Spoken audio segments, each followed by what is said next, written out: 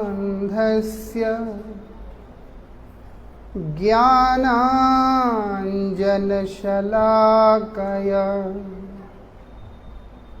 चक्षुरुन्मीलितं येन तस्मै श्री गुरवे नमः। वन्दे गुरुगतप्राणं स्वाचार्यनिजकिङ्करं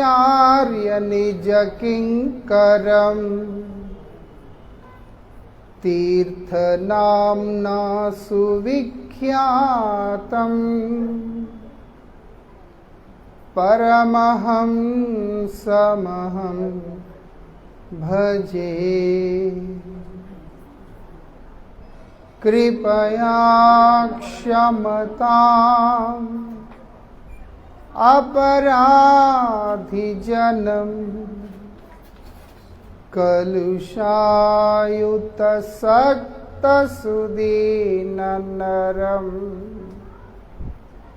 सुपथे परिचालय सर्वदिनं प्रणमामि च माधव देवपदम्।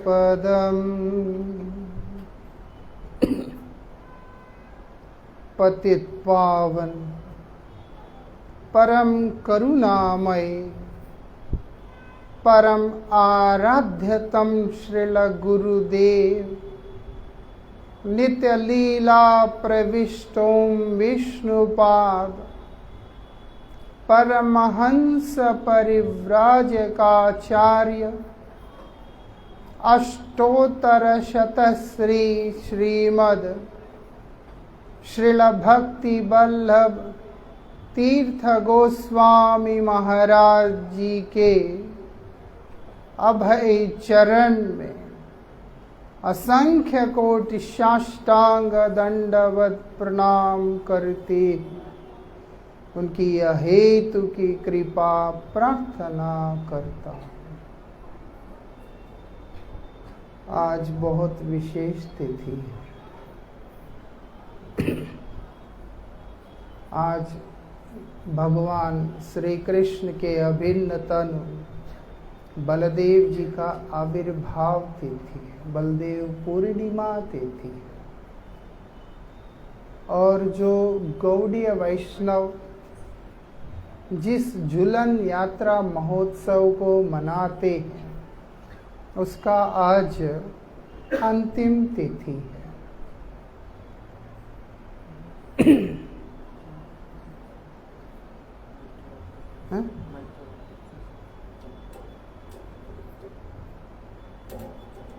पवित्रारोपणी एकादशी से आरंभ होकर पवित्रारोपणी और आज बलदेव पूर्णिमा तक चलने वाले ये 5 दिवसीय झूलन यात्रा का आज आखिरी तिथि है।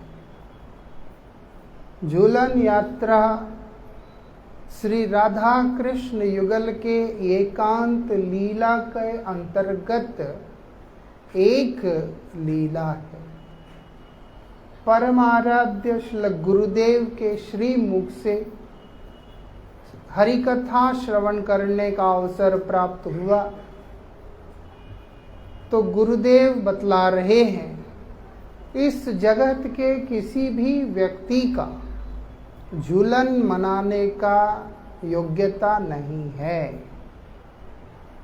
हम लोग गोपाल जी को झूले में रख के झुला सकते हैं, लेकिन राधा कृष्ण जो युगल है उनको झूला में रख के झुलाने की योग्यता या अधिकार वास्तविकता में किसी भी जीव को नहीं है। वो केवल और केवल जो व्रजवासी हैं वो भी भगवान श्री कृष्ण के नित्य परिकर व्रजवासी उस नित्य धाम के निवासी रागात्मिका भक्त है, केवल उन्हीं के द्वारा करने योग्य लीला है। पूज्य गुरुदेव बतलाते हैं, अगर तुम्हारा शांत दास्य साख्य वात्सल्य आदि रसों में रुचि है या प्रवेश है, तो तुम्हारा श्री राधा कुंड में तब भी प्रवेश करने का अधिकार ही नहीं है। ऐसे गुरुजी ने खुद कहा। ऐसा तो हम क्यों करते हैं? श्री चैतन्य महाप्रभु उस उन्नत उज्जवल रस को दान करने के लिए इस संसार में अवतीर्ण हुए। भगवान श्री कृष्ण की सेवा में जो सर्वोत्तम रस, जो कि मधुर्य रस है, उस रस का दान करने के लिए वो आए। क्योंकि वो स्वयं कृष्ण है, राधा भाव को लेकर के इस जगत में प्रकट हुए और राधा कृष्ण के उस प्रेम को इस जगत को देने के लिए ही आए हैं। और वो क्या करते हैं? हरिनाम के माध्यम से जीवों का चित्त को शुद्ध करते हुए और नाम के ही माध्यम से उस प्रेम का भी दान जीवों को प्रदान कर रहे हैं। इसीलिए नरोत्तम दास ठाकुर अपने कीर्तन में बतला रहे, गोलोकेर प्रेम धन हरिनाम संकीर्तन, भगवान नाम संकीर्तन है। ऐसा चैतन्य महाप्रभु हम लोगों को नाम प्रदान करके नाम के माध्यम से उस प्रेम तक लेकर के जा रहे हैं।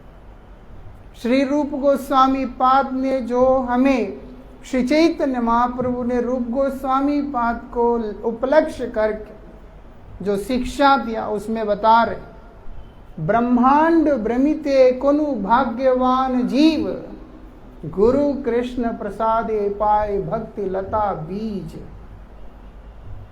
रूप गोस्वामी को उपलक्ष्य करके बोल रहे हैं, गुरु कृपा से, कृष्ण कृपा से जीव क्या प्राप्त करता है? भक्ति लता का बीज प्राप्त करता है। और मतलब क्या है? वो बीज जब व्यक्ति अपने हृदय में रोपण करेगा और उस बीज के पोषक हरि कथा को श्रवण कीर्तन करेगा, वो बीज अंकुरित होना शुरू होगा। और अंकुरित होके कहाँ जाएगा? रूप गोस्वामी को ही उपलक्ष्य करके बता रहे, अंत में इस ब्रह्मांड को भेद करते हुए, परव्योम को पार करते हुए उस वैकुंठ जगत में प्रवेश करेगा। अंत में श्री राधा कृष्ण युगल के चरणों का आश्रय ग्रहण करेगी भक्ति का बीज। मतलब राधा कृष्ण चरण युगल की सेवा की प्राप्ति का एकमात्र जो आधार है, वही बीज रूप में चैतन्य महाप्रभु ने हम लोगों को दिया। मोटी सी भाषा में बोले तो राधा कृष्ण युगल की उस दिव्य प्रेम प्राप्ति का उपाय को उन्होंने हम लोगों को हरिनाम के माध्यम से दे दिया, जिसका भी गौड़िया मार्ग में श्री चैतन्य महाप्रभु के परंपरा में मंत्र प्राप्त हुआ है, नाम प्राप्त हुआ है। अगर वो व्यक्ति ढंग से साधन करेगा तो वो उस अवस्था तक पहुंच सकता है, क्योंकि बीज तो मिल गया। अब उस बीज को सही पोषण देने की जरूरत है। वो पोषण देने के लिए हमारे अंदर लोभ उत्पन्न हो, उसके लिए हमारे आचार्यों ने हम लोगों को ये झूलन उत्सव करने का अनुमति प्रदान किया। वैसे तो पूरा महीना आपको करना नहीं है, चलो ठीक है। आप क्या करना, ये 5 तिथियों में आप थोड़ा सा, है ना, आप जैसे हेल्थ जूस जाते हो माटुंगा में जाते ही है, इतना इतना कप में जो है वो आपको सैंपल देता है, उसको आदमी पिएगा, उसको लगता है कि हाँ भाई इसका टेस्ट अच्छा, बोले ये दे दो। वो जो दे रहा है छोटा सा, उस चीज का स्वाद हम लोगों को लगे और उस वस्तु को पाने की इच्छा हमें जगे, उसके लिए दे रहा है। यद्यपि हम लोग अयोग्य हैं उस अपराकृत चिन्मयी दिव्य लीला का रस को पान करने के लिए, लेकिन हमारे गुरु वर्ग गण परम दयालु होकर अपने ऊपर जिम्मेदारी लेते हुए हम लोगों को अधिकार दिया कि तुम ये 5 दिन इस लीला को मनाना। जब आदमी करेगा उसको, तब उसके अंदर उस लीला में प्रवेश करने का इच्छा जाग सकता है। जब जागेगा वो हरिनाम और निष्ठा से करेगा, श्रद्धा से करेगा। जब अच्छा सा हरिनाम करेगा इस भाव से कि उस लीला में मैंने प्रवेश करना है, उस सेवा को मैंने प्राप्त करना है, तो गुरुदेव बोलते हैं वो कृपा उस व्यक्ति को उस दिशा में लेके चला जाएगा। इसीलिए हम लोग इस झूलन उत्सव को मनाते। आप देखेंगे गोविंद लीलामृत के कीर्तनों का वर्णन करते करते श्रील भक्ति विनोद ठाकुर जी महाराज अंत में कहते हैं, सेई लीला प्रवेशेर आशे। मेरा आशा क्या है? उस लीला में प्रवेश। मतलब केवल निशांत लीला, रात्रि लीला की बात नहीं हो रहा। निशांत लीला से रात्रि लीला तक जितने भी श्री राधा गोविंद देव की लीलाएं घटित हो रहे हैं, वो तमाम लीलाओं में प्रवेश पाने का मेरा नाथ, मेरा मन है, मेरा इच्छा है। आप मुझ पर कृपा करें। ऐसा, इसीलिए उसी के अंतर्गत ये झूलन लीला जो हम लोग मनाते हैं, बहुत सुंदर लीला है। वैसे भक्ति विनोद ठाकुर चैतन्य कृष्णदास कविराज गोस्वामी ने गोविंद लीलामृत में जो वर्णन किया, उसके अनुसार ये मध्याह्न लीला में झूलन चलता है। ये झूलन का लीला मध्याह्न में चलता है। जब श्रीमती राधिका सूर्य पूजा के बहाने बोलकर जावट से निकल के सूर्य कुंड और राधा कुंड की ओर, कुसुम वन की ओर निकलती है, उस समय की ये लीलाएं हैं। उसमें वर्णन किया है वो क्या करते हैं। वो उस समय झूला झूलते हैं। हम तो सिर्फ सावन में करते हैं, लेकिन वास्तविकता में वहां तो चिर वसंत है। इसीलिए श्री राधा कृष्ण का जिस समय लीला के अनुसार जैसे जैसे संयोग बनता है, ऐसे ऐसे ये सारी अद्भुत लीलाएं घटित होते रहते हैं। जब तक व्यक्ति, श्री गुरु महाराज जी के मुख से श्रवण किया था, जब तक व्यक्ति नामनिष्ठ नहीं होगा, जब तक व्यक्ति नामनिष्ठ नहीं होगा और साथ ही नाम सिद्ध नहीं होगा, तब तक उसका नाम का रूप गुण लीला उसके अंदर प्रकाशित होगा ही नहीं। और जब नहीं होगा, गुरुजी बोलते हैं स्वरूप कैसे प्रकट होगा। इसीलिए श्री गुरु महाराज जी ने निर्देश दिया कि अधिक से अधिक हरिनाम का आश्रय लेने का, माला ज्यादा करो, ऐसे गुरुजी ने कहा है। जब करेगा आदमी, तब वो झूलन को या भगवान की कोई भी लीला को समझ पाएगा। और विशेष करके राधा कृष्ण युगल की लीला की बात आता है तो शास्त्र बताते, हमारे आचार्य बताते हैं, वो बोलते हैं अगर बलदेव की कृपा ना हो तो व्यक्ति राधा कृष्ण को प्राप्त कर ही नहीं सकता है। बलदेव की कृपा के बिना राधा कृष्ण को, व्रज प्रेम को, व्रज रस को प्राप्त कर ही नहीं सकता कोई। व्रज में घटित होने वाले कृष्ण की दिव्य लीलाएं, हर एक लीला के साथ अगर कोई एक व्यक्ति जो कि भली भांति परिचित है, वो बोलते वो केवल बलदेव है। इसलिए बलदेव कृपा करेंगे तो जीव को राधा कृष्ण की सेवा प्राप्त होगा। और आज वही बलदेव जी का आविर्भाव तिथि है। उपनिषदों में कहा गया, नयमात्मा बलहीने न लभ्य। बलदेव के कृपा के बिना कोई भी व्यक्ति भगवान को प्राप्त नहीं कर सकता, ऐसे बलदेव खुद बोल रहे हैं। वृंदावन बिहारी लाल की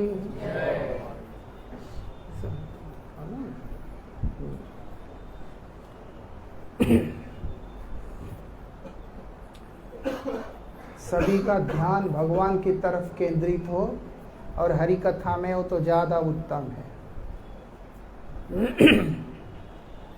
आने वाले आता जाता रहेगा और क्या करेंगे कि इंसान नहीं देखे कभी जीवन में। उधर वृंदावन बिहारी लाल की कृपया ध्यान दें। तो क्या बोलते हैं? बोलते हैं अगर कोई भी व्यक्ति, जितना मर्जी आप साधन कर लीजिए, आप अपनी इच्छा से जो मर्जी साधन कीजिए, जितना मर्जी कीजिए, अगर आपके अंदर बलभद्र का कृपा नहीं है आपके जीवन में, वो बोलते भगवान कि मैं तुम्हें प्राप्त होऊंगा ही नहीं। श्रील गुरु महाराज जी बोलते हैं जब तक एक व्यक्ति बलदेव के चरणों में पूर्ण रूप से शरणागत नहीं होगा, पूर्ण रूप से शरणागत बलदेव के चरणों में कैसे होंगे? वो बोलते बलदेव भगवान की सेवा करने के लिए 5 रूपों में प्रकाशित हुए हैं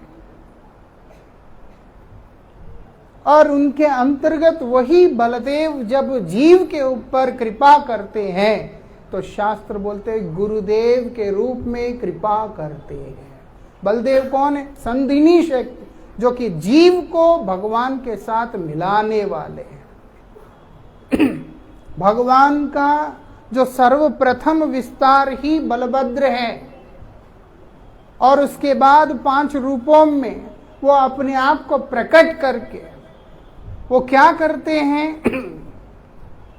शेष के रूप में पृथ्वी को धारण करते हैं और पुरुषावतारों के रूप में इस सृष्टि की संरचना करते हैं और स्वयं बलदेव जीवों को भगवान के साथ में मिलाते हैं। इसीलिए बोलते जब तक कृष्ण से मिलाने वाले बलभद्र अगर हमारे जीवन में नहीं है, मतलब एक व्यक्ति अगर अपने जीवन के अंदर गुरुपाद पद्म का आश्रय ग्रहण नहीं किया है, उसको कभी भी भगवान नहीं मिल सकते हैं। भगवान की कृपा है, इसीलिए आदमी जब उनका नाम करता है, सेवा करता है, कुछ फायदे जरूर होते हैं, लेकिन जिस वस्तु की प्राप्ति से जीव का परम मंगल होता है, बोलते हैं वो हो ही नहीं सकता है।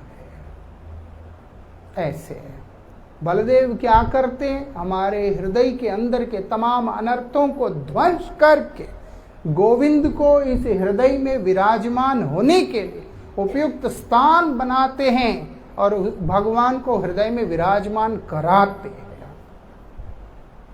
ऐसा श्रील भक्तिविनोद ठाकुर ने वर्णन किया।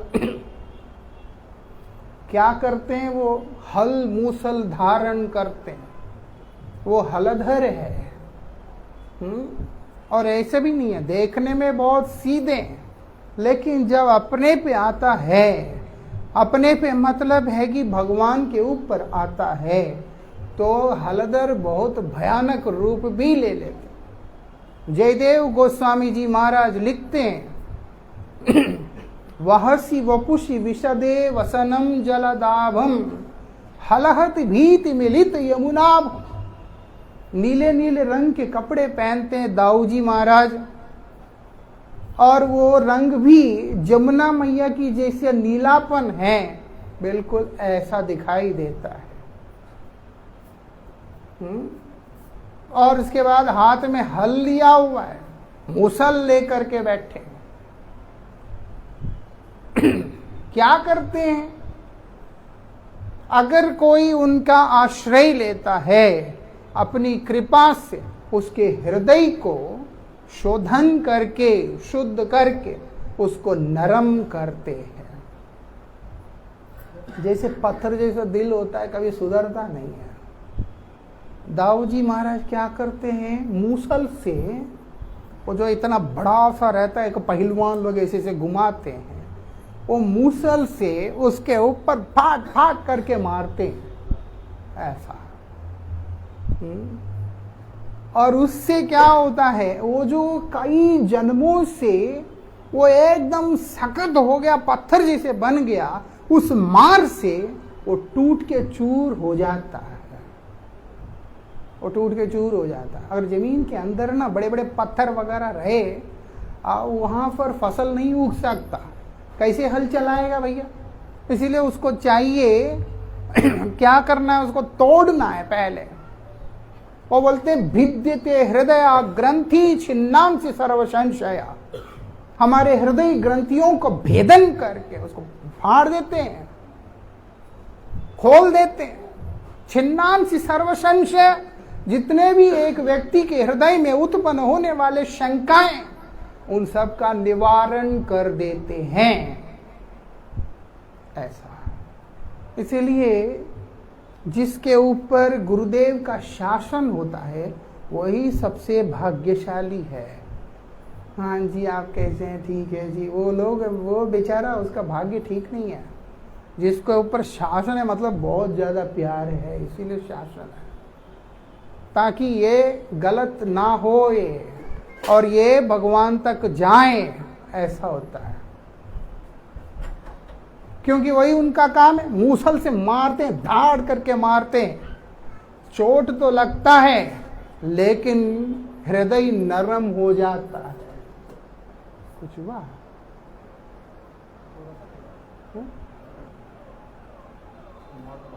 हाँ,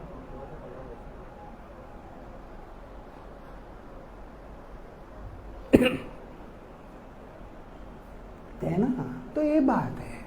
उसके बाद जब हल चलाते हैं, इधर से उधर, उधर से इधर, नरम हो जाता है मिट्टी। कई जन्मों से कुसंस्कारों के कारण एकदम बंजर हुई पड़ी हृदय को भी उपजाऊ धरती का रूप दे देते हैं। इसीलिए बोलते बलदेव का कृपा आवश्यक है। बंजर जमीन के ऊपर जाके बीज डाल के देखिएगा, अंकुरित नहीं होगा कभी। बीज का दोष है? नहीं। और खाद का दोष है? नहीं। दोष है तो उस धरती का, क्योंकि वो बंजर है। बलदेव क्या करते हैं? उस बंजर जमीन को उपजाऊ बनाते हैं। बीज तो भगवान का नाम है, और खाद जो है वो भगवत कथा है। जब उस उपजाऊ धरती के ऊपर जब भगवत भक्ति का बीज रोपण करके उसमें भगवत कथा रूपी खाद को दिया जाएगा, तो वो अंकुरित होकर, जैसे चैतन्य चरितामृत में वर्णन किया गया, ऐसे जाके सीधा गोलोक वृंदावन में श्री राधा कृष्ण युगल के श्री चरणों का आश्रय ले लेता है। यही विशेषता है। बहुत सुंदर लीला है बलदेव जी का। परमाराध्य गुरुदेव के हरिकथा में ही श्रवण किया था कि बलदेव क्या करते हैं। बलदेव ने धेनुकासुर और प्रलंबासुर का वध किया। ये धेनुकासुर कौन है? धेनुकासुर का वध किया उन्होंने तालवन में। प्रलंबासुर का वध किया है भांडीर वन में।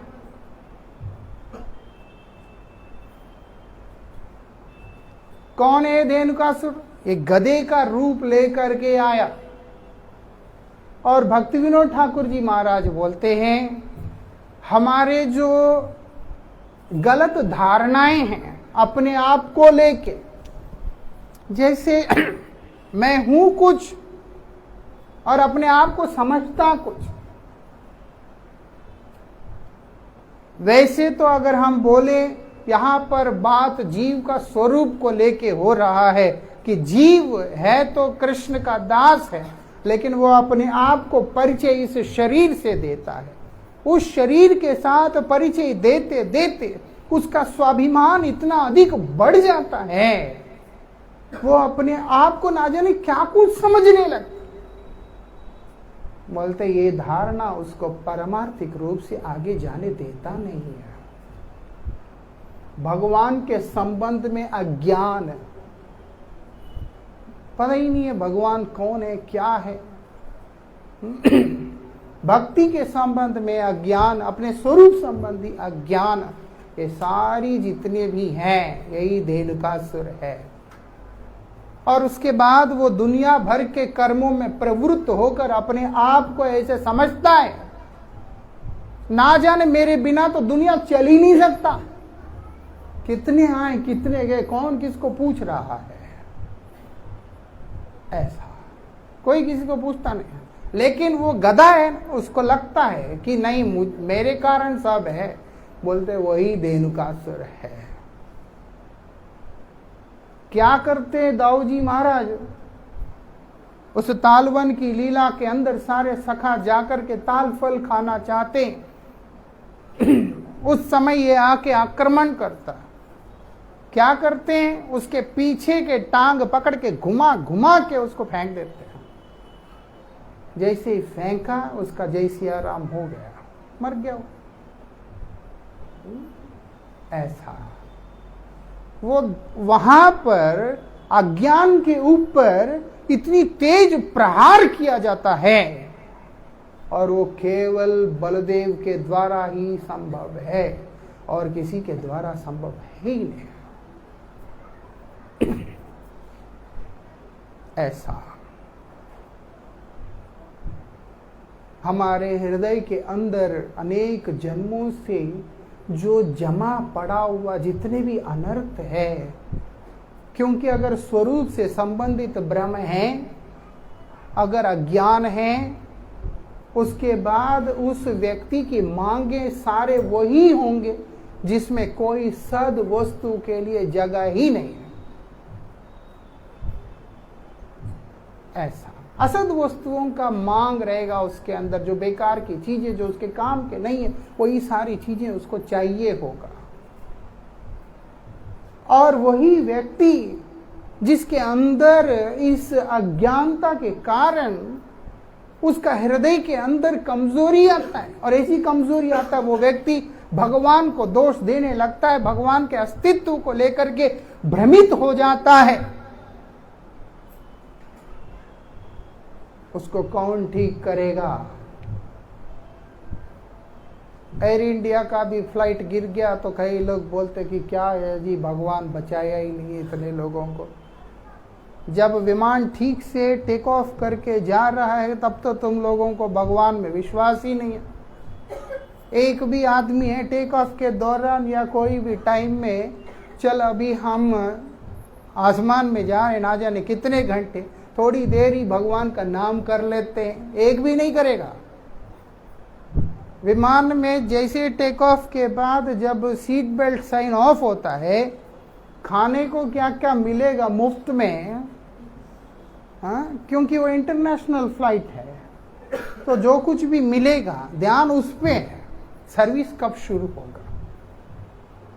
और जब वो हादसा हो गया सीधा भगवान पे, क्यों? मूर्ख लोग हैं ना ये लोग सारे, वही है, वो गार्धव प्रवृत्ति के लोग हैं।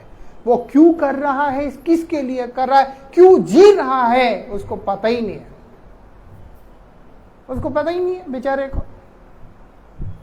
और ऐसे लोगों के ऊपर कृपा कौन करता है? बलदेव ही करता है। अब लंकिनी के सिर के ऊपर हनुमान जी महाराज ने जम के एक मुट्ठी दे मारा। वो जो हनुमान जी लंकिनी के सिर के ऊपर मुट्ठी जो मारे हैं ना, वो बलदेव का ही कृपा समझ के चलो। क्योंकि उसके अज्ञान के ऊपर, उसके मोह के ऊपर प्रहार हो गया धाड़ करके। और उसके बाद वो ज्ञान उसका निकल के आया। क्या बोल रही है? सत्संग से बढ़ के तो कुछ है ही नहीं है नाथ, ऐसी बोल रही है। और अभी तक उस रावण के, उस लंका के द्वार का द्वारपाल बन के बैठी हुई है। लेकिन हनुमान जी का कृपा होते ही उसके गार्दव प्रवृत्ति के ऊपर हनुमान जी महाराज ने अपना कृपा का प्रहार देकर उसके चित्त वृत्ति को ही बदल दिया है। बोलते बलदेव का काम वही काम है। जब तक चित्त साफ नहीं होगा, वृत्तियां ठीक नहीं होंगे, जो मर्जी कीजिए। बहुत लोग बोलते हैं ना, जय जी सुधरोगे नहीं, माला करने से क्या होगा? माला करेगा तो सुधरेगा। और माला करते करते वो भी जब वो गुरु वैष्णवों के सानिध्य में रहेगा तो हमारे अज्ञान के ऊपर गुरु वैष्णव, अपने हमारे अहंकार के ऊपर गुरु वैष्णव अपने कृपा का प्रहार करके हम लोगों को शोधन करेंगे, जिससे कि हमारा मंगल होगा। दाऊ जी वही करते हैं। और क्या बोलते हैं? प्रलंबासुर। प्रलंबासुर किसका प्रतीक है? बोलते वासना का प्रतीक है, प्रतिष्ठा का प्रतीक है। आदमी जो है वासना से पीड़ित हुआ पड़ा है। इतने विकार हृदय के अंदर उत्पन्न हो जाते हैं, इतने विकार उत्पन्न हो जाते हैं जिसको शमन करने का संभावना ही नहीं होती।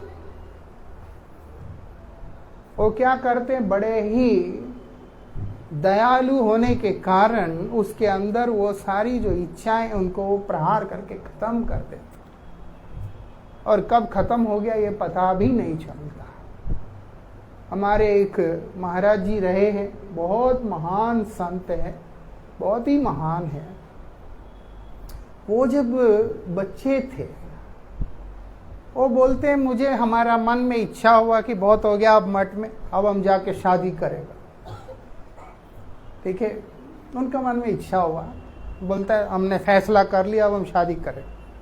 और हम जाके गुरुजी को बोल दिया कि अब हम जाएगा शादी करेगा। और वो चले गए अपने गांव। अब लड़की देखने की जो भी प्रक्रिया चल रही है वो अपना बैठे हुए हैं आराम से। और उनके गुरुदेव जो है वो भी बहुत बड़े महापुरुष है।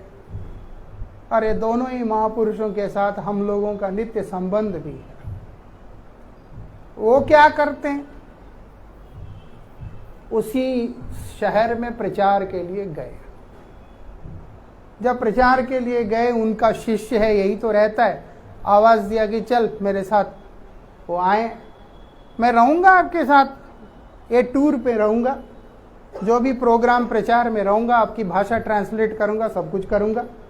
उसके बाद जब आप चले जाएंगे मैं फिर वापस घर चला जाऊंगा। वो बोलते कोई बात नहीं, ठीक है आ तो जा। आए महीना 2 महीना ट्रिप लगने के बाद एक दिन बोलते हैं ऐसा करो, फलानी जगह वो आश्रम को देखने की जरूरत है, तुम फटाफट चले जाना, मैं आता हूँ उधर। और इसके बाद 92-93 की एज में आने के बाद वो महाराज जी ने शरीर को त्याग किया। 20-22 साल का या जो भी टाइम के उम्र की घटना है। उनके गुरुजी ने बोला कि तुम वहाँ रहो, मैं आता हूँ, फिर मैं व्यवस्था कर देता हूँ, उसके बाद देख लेंगे। उसके बाद 70 साल बीत गया और उसके बाद वो अप्रकट हुए हैं। बोलते हैं गुरुजी ने बोला वहाँ तुमने सेवा करनी है। उस सेवा में जाकर गुरुजी के साथ रहते रहते मैं भूल गया था कि मेरे मन में मैं क्या सोच के बैठा। और पूरा समय उनका सेवा करते करते करते करते करते उनकी संपूर्ण जीवन ही व्यतीत हो गया है। कहने का मतलब लाड से या शासन से या शिक्षा से या मार से किसी ना किसी तरीके से गुरुदेव जो जीव के ऊपर कृपा करते हैं वो मूल में बलभद्र का ही कृपा है। वो मूल में उनका ही कृपा। और कैसे मारते हैं, और प्रलंबासुर को पकड़ के धैड एक दे दिया और वो वहीं पे ढेर हो गया है, वहीं पे ढेर हो गया। मतलब बाहर से देखने में ऐसा लगता है कि दया कर रहे हैं, लेकिन भक्ति विरोधी तत्व कुछ भी एक जीव के हृदय में आता है, विशेष करके वो जीव जो उनका आश्रय में है, तो वहां पर दया नहीं है, याद रखना। क्योंकि भक्ति विरोधी तत्व घुस गया अंदर, भाई इस रास्ते पे जाएगा तो ये अपना पतन कर लेगा, उसका पतन नहीं होने देना। इसलिए क्या करेंगे, देख के लगता है कि लाड कर रहे हैं, देख के लगता है कि शासन कर रहे हैं या कुछ भी कर रहे हैं, लेकिन पकड़ के एक देते हैं जिससे उसका कल्याण हो जाता है। दाऊ जी महाराज ऐसे हैं। जो हो 9:15 हो गया, आपका टाइम और नहीं लेंगे। बहुत अद्भुत बलभद्र की चरित्र है, और बलदेव जी क्या वो ये कीर्तन भी करेंगे ना, दशावतार वो सब थोड़ा सा कर लेगा, है ना, ऐसा कीर्तन चलेगा। तो ये बात है। आप देखो इतना कृपा है जीवों के प्रति, वो विशेष करके भगवान के प्रति उनकी इतनी प्रेम कि वही भगवान का आसन बनते हैं, वही भगवान का शैया बनते हैं, वही भगवान के तकिया बनते हैं, वही भगवान के चामर बनते हैं, वही भगवान के सिंहासन बनते हैं, वही पादुका बनते हैं, सब कुछ बलदेव स्वयं ही बनते हैं। एक तरह से देखा जाए तो भगवान श्री कृष्ण को अगर किसी ने पूरी तरह से रैप कर लिया हो, लिपट गए हो, तो वो बलदेव ही है। हो करके कृष्ण सेवा करते हैं। वो रामलीला में लक्ष्मण बन के आए, उनको संतुष्टि मिला नहीं। क्यों? वो अपनी इच्छा के अनुसार सेवा कर ही नहीं सकते। उनको रामचंद्र जी के आदेश के अनुसार सेवा करना पड़ता है। अब वो देखते हैं कि भगवान भूमि पे शयन करते हैं और उसके बाद कंदमूल खाते हैं, कैसे कैसे रहते हैं। दाऊ जी को वो मंजूर नहीं था, इसीलिए वो एक के अलावा बाकी हर लीला में बड़ा भाई बन करके आए हैं। वो हर लीला में बड़ा भाई बन के आए ना, हम बड़ा ही रहेगा। क्यों? वो शासन करेंगे। हाँ, कृष्ण को वन में जा रहे हैं, कृष्ण बोलते हैं सो जा। तकिया कहाँ है भाई? अब जंगल में। बोलता है सो इधर। अपने गोद में कृष्ण का सर रख के उनको लिटा के उन्हें सहलाते हैं। देखने में लगता है कि कृष्ण को बोले चुपचाप सो जा, लेकिन ऐसा है कि मेरा भाई जो है, मेरे प्रभु चल चल के वन में विचरण करके इनके सुकोमल चरण क्लांत हो गए हो, है ना, क्लांत हो गए हो, इसीलिए मैं इनकी सेवा करूं, इसीलिए चरण पखारते। कृष्ण बोलते हैं आप तो दाऊ बड़े हैं, ऐसा ना करो, तो जा। फिर उसके बाद बड़े बड़े वन में मिलने वाले वो पत्ते होते, उन पत्तों से हवा करते, उन पत्तों से हवा करते, सेवा, हर समय कृष्ण की सेवा में लगे रहते हैं। और हर समय हर जीव कृष्ण की कृपा से वंचित ना हो, उसके लिए प्रयास करते रहते हैं।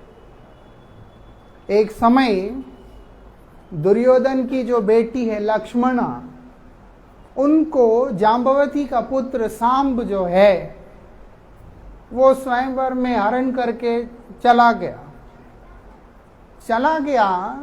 तो कौरव सेना ने उनको घेर लिया। अब बेचारा सांब तो इतना वो नहीं है, और दूसरा उनका थोड़ा सा शरीर के हाव भाव आकृति भी महिलाओं की तरह है, मतलब थोड़ा सा ऐसे।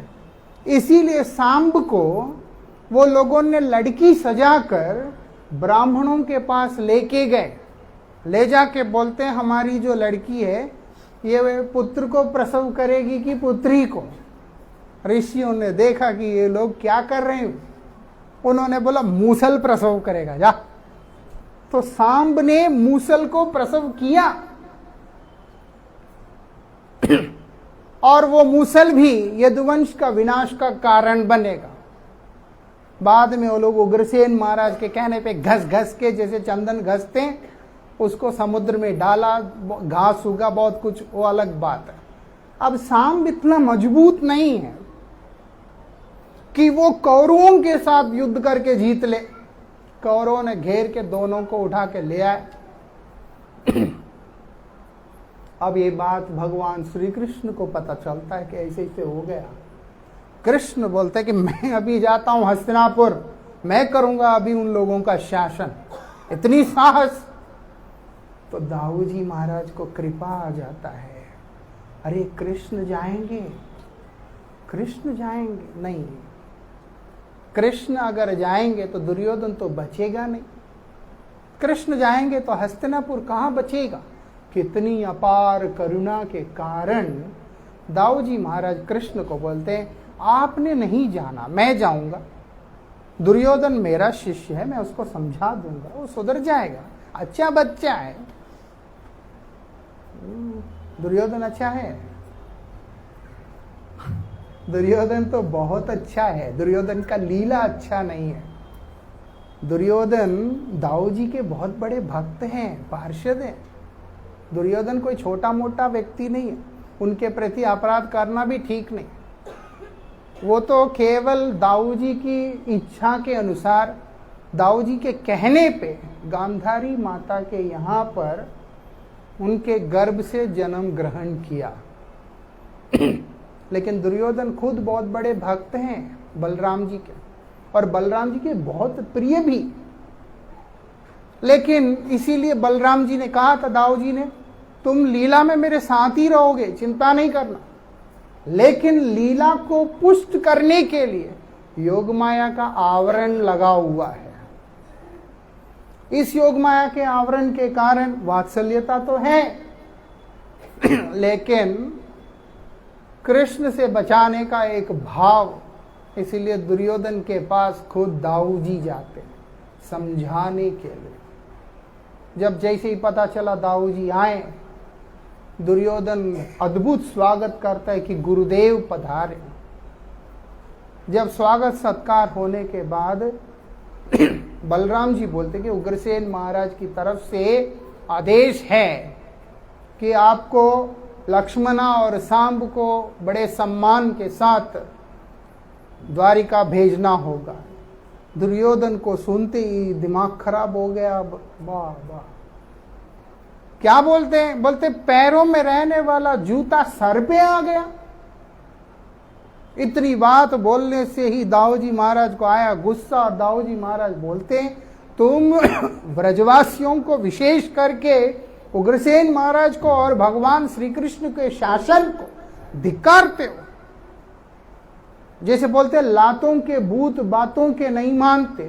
तो दाऊ जी महाराज यही बात बोलकर अब क्या करते हैं, तू अपना सर्वनाश करेगा वो मैं होने नहीं दूंगा, मैं ही तुम्हारे ऊपर कृपा करके तेरा सुधार करूंगा। वो जाके हस्तिनापुर को जमुना में गंगा मैया में डुबा देने के लिए एक कोने से हल को लगा के खींचना शुरू कर दिया। जैसे ही खींचते हैं, सांब के अतिरिक्त बाकी कोई भी व्यक्ति का जीवन का कोई ठिकाना नहीं दिखाई दे रहा है। ऐसी स्थिति हो गया। पितामह भीष्म, द्रोणाचार्य, कृपाचार्य, विदुर, ये सब मिलकर सांब और लक्ष्मणा को आगे रख के बलदेव के चरणों में गिर के त्राही माम त्राही माम त्राही माम करके प्रार्थना करने लगे। तब जाके उन्होंने कृपा करके छोड़ा। कहने का मतलब किसी भी जीव को प्रभु के विमुख जाने नहीं देंगे। अगर जाने का कोशिश किया, अगर आश्रित जन हैं तो उसको शोधन करने का प्रयास करेंगे। अगर वो आश्रित ना होकर और अन्य भाव लेके चलता है तो फिर उसका ऊपर शासन करेंगे। ये बलदेव जी का लीला है, उनका काम है। हर तरह से केनप्य उपायेन मन कृष्ण निवेशयत बोल के जो भागवत में बतलाया गया, उस वाणी को एक तरह से साकार रूप में लाने के लिए जीव को सहायता करते हैं बलदेव। आज उनका आविर्भाव तिथि है। बलदेव ही नित्यानंद प्रभु है और बलदेव की ही कृपा से हम लोगों को राधा कृष्ण युगल का सेवा प्राप्ति होगा। श्रील गुरु महाराज जी बतलाते हैं, जिसको शांत रस की सेवा, दास्य रस की सेवा, साख्य रस की सेवा, वात्सल्य रस की सेवा कुछ भी चाहिए और अंततः मधुर्य रस की सेवा कुछ भी चाहिए, श्रील गुरु महाराज जी बोलते हैं हम लोगों को बलदेव का आश्रय लेना ही पड़ेगा। वही बलदेव की कृपा से ही जीवन की सार्थकता है। आज उनका आविर्भाव तिथि है। वो भगवान का वैभव प्रकाश है। मतलब है कि एक ही वस्तु है, एक ही तत्व है, लेकिन अलग रूप और अलग भाव के साथ में जो दर्शन हो रहा है वही बलदेव है। मतलब कृष्ण में बलदेव में कोई भेद नहीं, दोनों एक वस्तु है, लेकिन लीला के विचार से और जगत के ऊपर जीवों के कल्याण के विचार से वो भिन्न रूपों में दर्शन दे रहे। उसमें से बलदेव प्रभु के सेवक के रूप में और भगवान श्री कृष्ण पूर्ण पुरुषोत्तम भोक्ता के रूप में दिखलाई पड़ रहे हैं। वही बलदेव जी का आविर्भाव का तिथि है आज। बलदेव का कृपा होने से ही भक्ति प्राप्त होगी और भक्ति महारानी की कृपा होने से भगवान प्राप्त होंगे। इसीलिए आप देख सकते हैं जगन्नाथपुरी में सर्वप्रथम बलदेव जी आते हैं।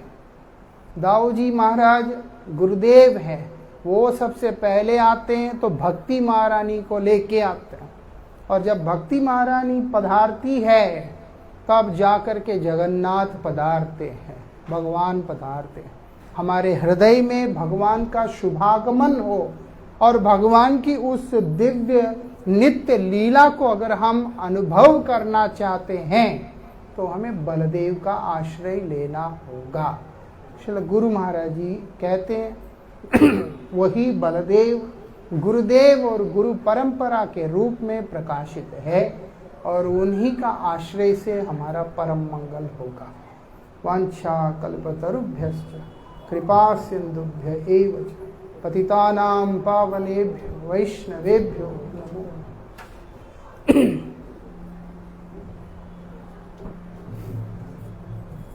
प्रलय पयोधि जले धृतवानसि वेदम् विहितवहित्र चरित्रमखेदम्।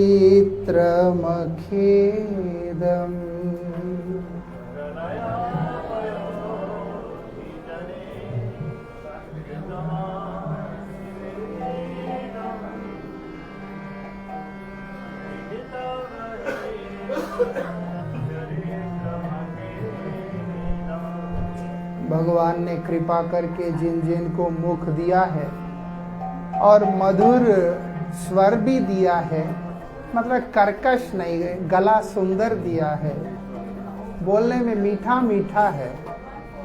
आशा करता हूँ उनको सांप सूंघ नहीं गया, इसलिए वो लोग जरूर पीछे कीर्तन करें। केशव धृता मीना शरीरा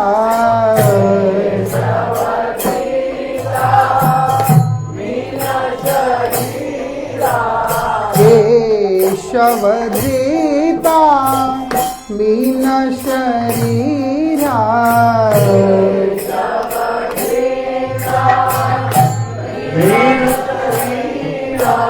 जय जगदीश हरे जय जगदीश हरे जय जगदीश हरे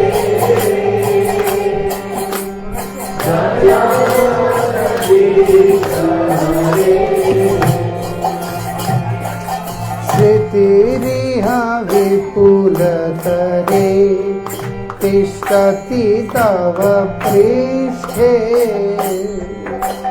धरणिधरन किनचक्रधरेष्ठे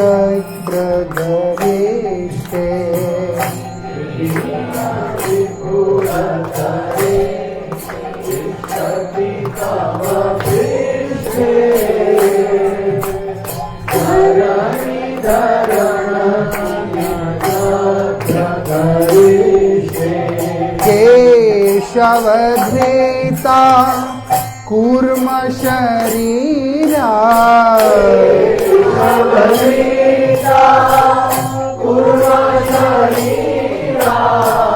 जय जगदीश हरे जय जगदीश हरे जय जगदीश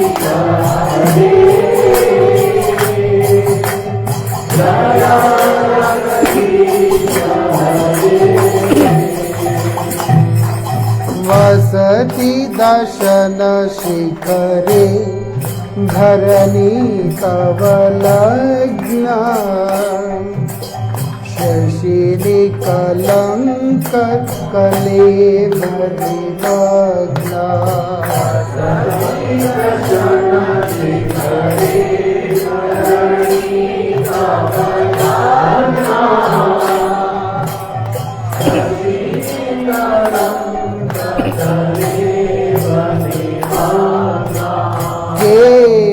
केशवधृता सुकर रूपा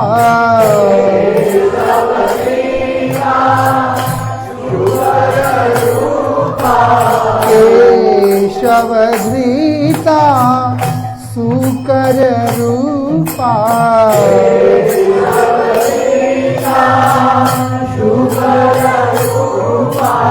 जय जगदीश हरे जय जगदीश हरे जय जगदीश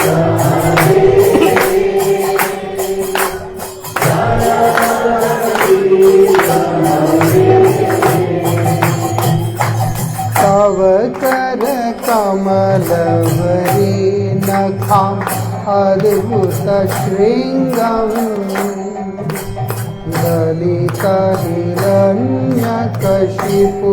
तनुभृङ्गम्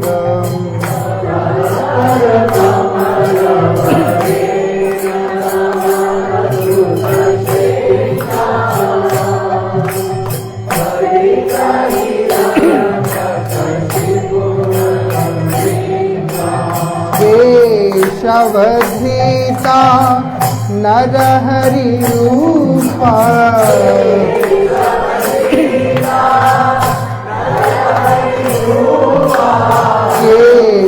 केशवधृता नरहरि रूपा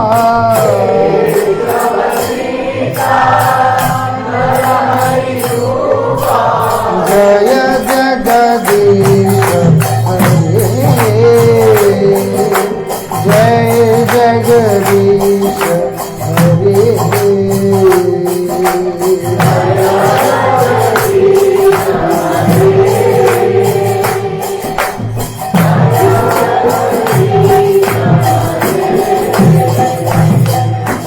चलयसि विक्रमणे बलिमद्भुतवामम्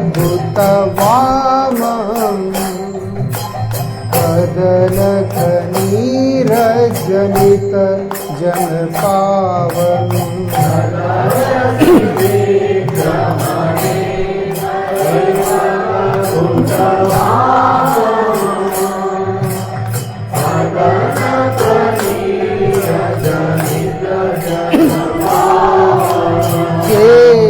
केशवधृता वामन रूपा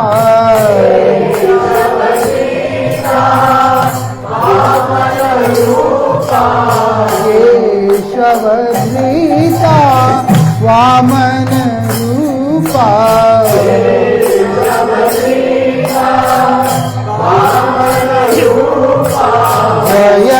जगदीश हरे, जय जगदीश हरे,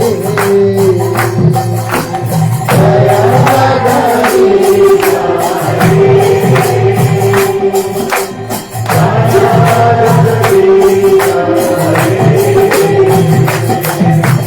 क्षत्रिय रुधिरमयी जगदपगत पापम्, अपयसि पयसि शमित भवतापम्,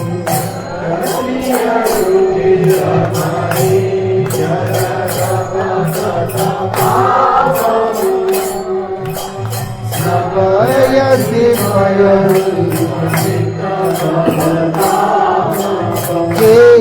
केशवधृता भृगुपति रूपा,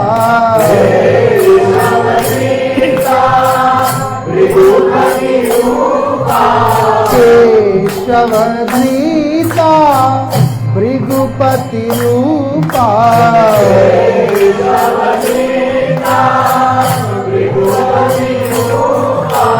जय जगदीश हरे, जय जगदीश हरे,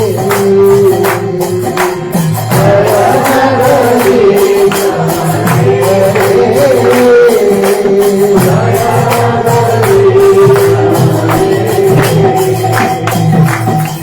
तरसि दीक्षुरने दिक्पति कमनीयम्, दशमुख मौलि मलिं रमणीयम्,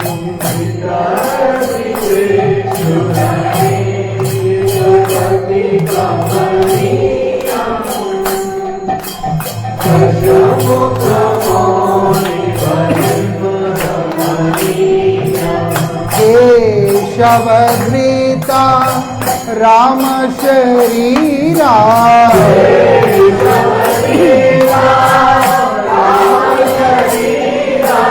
जय जगदीश हरे,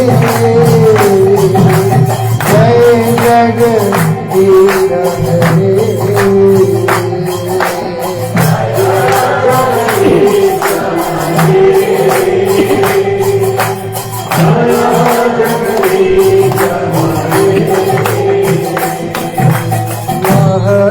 वपुषि विशदे वसनं जललाभम्,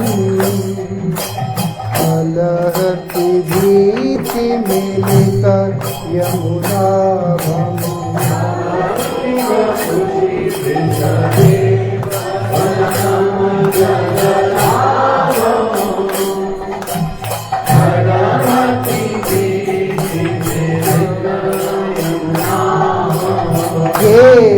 केशवधृता हलधर रूपा,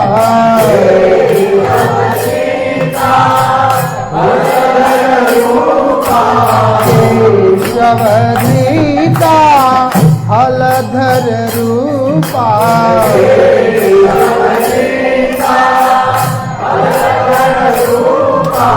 जय जगदीश हरे,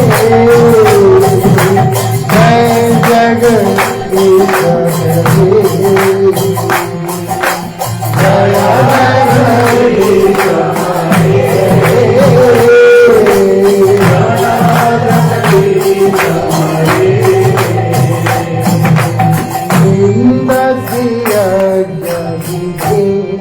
रहस्ति जातम्, सदय हृदय दर्शित पशुघातम्,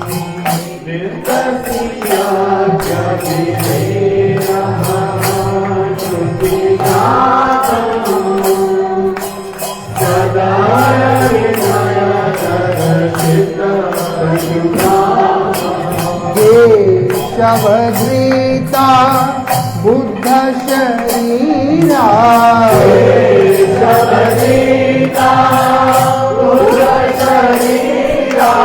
जय जगदीश हरे,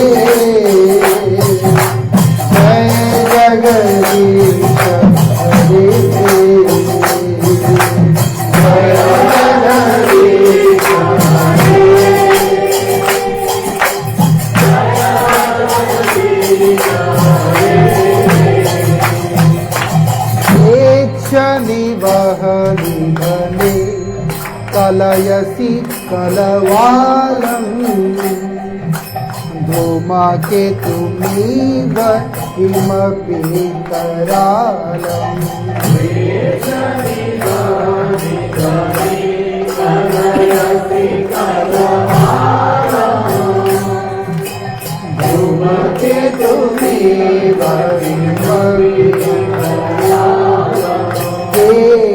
केशवधृता कल्की शरीरा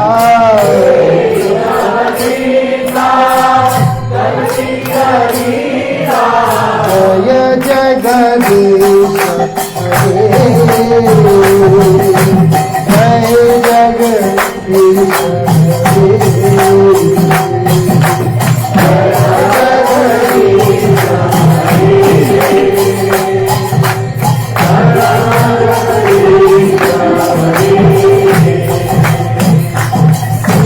जयदेव कबीर मुदित मुरारम् शृणु सुखदं शुभदं भवसारम्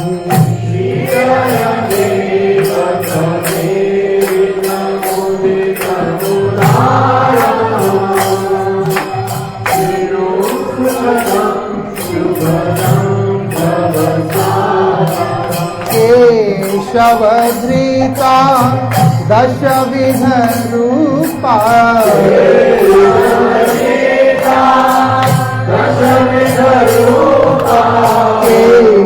केशवधृता दशविध रूपा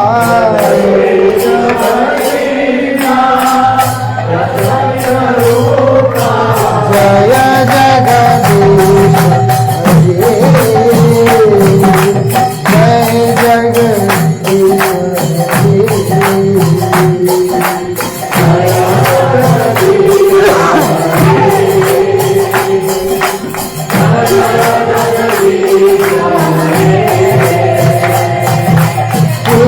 केशवधृता मीन शरीरा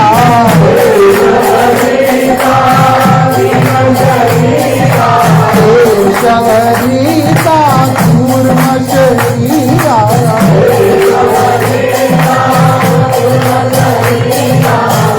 केशवधृता सुकर रूपा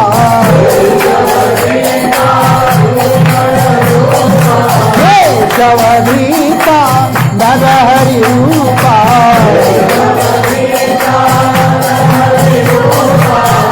केशवधृता वामन रूपा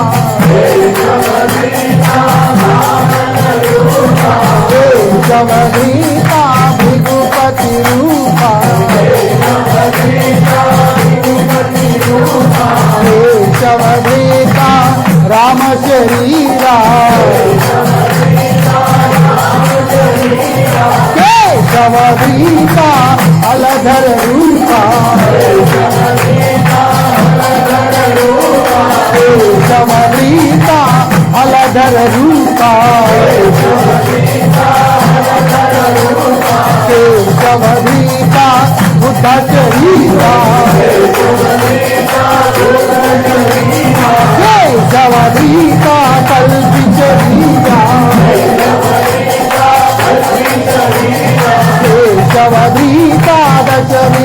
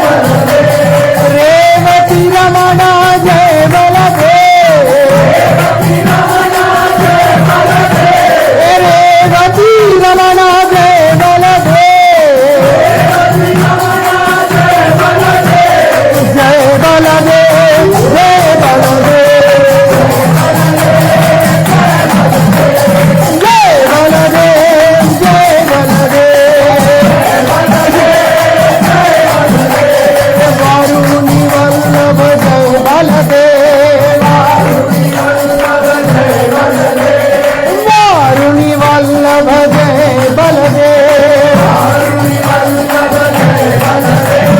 जय बलदेव जय जय बलदेव, जय बलदेव जय जय बलदेव, जय बलदेव जय जय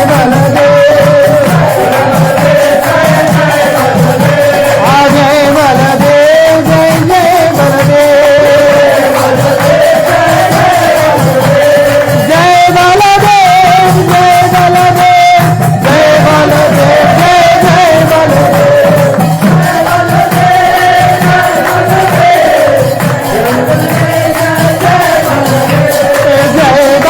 बलदेव जय बलदेव,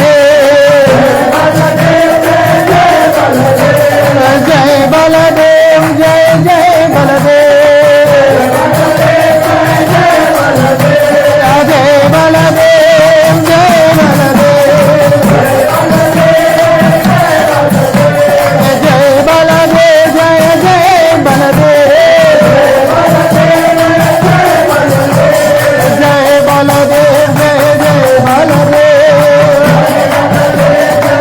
बलदेव, जय बलदेव जय बलदेव, जय बलदेव जय जय बलदेव, जय बलदेव जय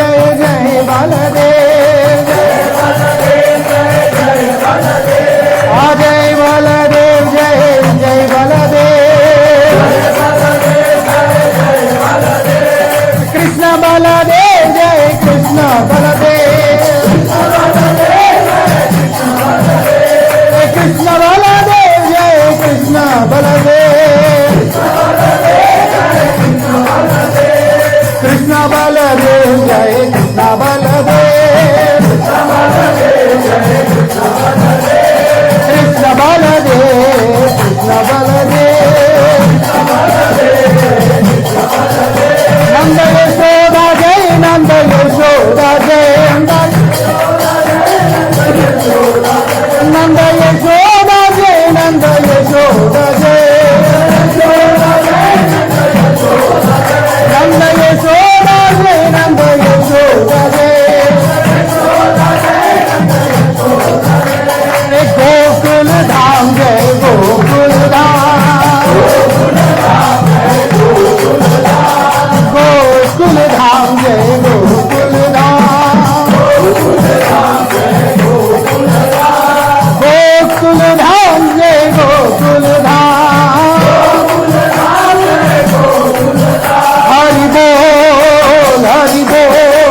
जय